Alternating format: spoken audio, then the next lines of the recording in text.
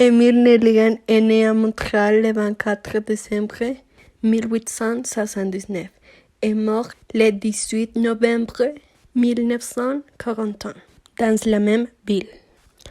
Émile était un pionnier de la littérature canadienne et française, mais ses études en étaient sans éclat. En 1896, quand il a 17 ans, il est entré au collège Sainte-Marie, où il s'est révélé un étudiant médiocre, préférant se plonger dans l'étude et l'écriture de la poésie.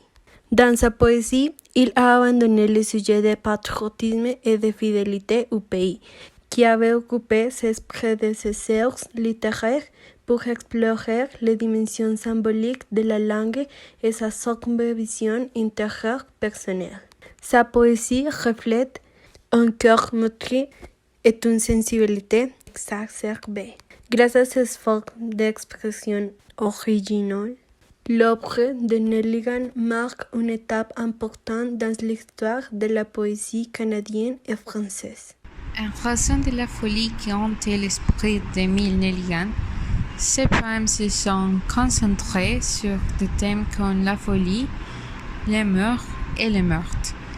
Et cela se voit dans les poèmes Frissons d'hiver. Les poèmes parlent de la tristesse de la mort et de laisser dans ce monde terrestre ce qui a été aimé, mais qui en même temps est la raison de préférer les morts. Tout au long du poème, l'auteur parle du suicide et de la manière dont il se produira. Cela peut être vu dans les premières versets.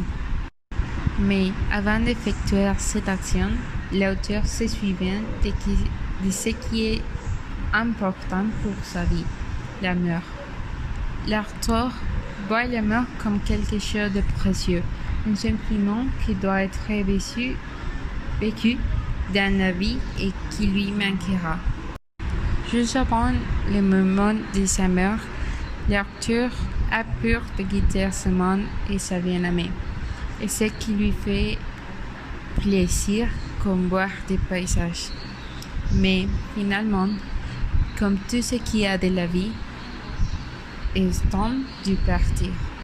Frissons d'hiver est un poème qui apporte beaucoup de tristesse pour avoir abordé le sujet de la mort, un sujet qui émuait les sentiments de chacun, mais en même temps nous fait réfléchir que ce que nous aimons est les seules choses qui comptent quand il s'agit de dire au revoir à la vie.